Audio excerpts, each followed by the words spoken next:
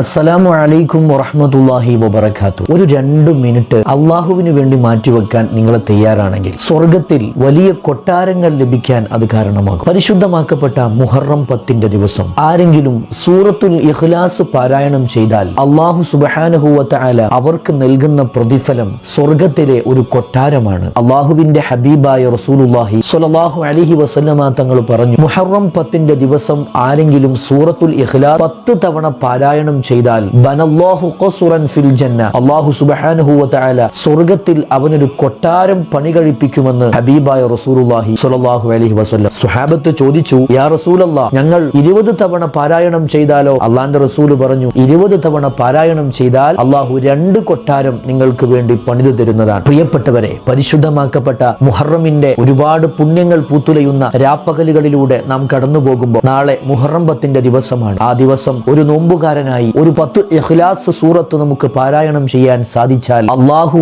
നമ്മളെ സ്വർഗത്തിൽ ഒരു കൊട്ടാരം പണിതുകൊണ്ട് കാത്തിരിക്കുമെന്ന് ഹബീബായ റസൂലുള്ളാഹി സ്വല്ലല്ലാഹു അലൈഹി വസല്ലം.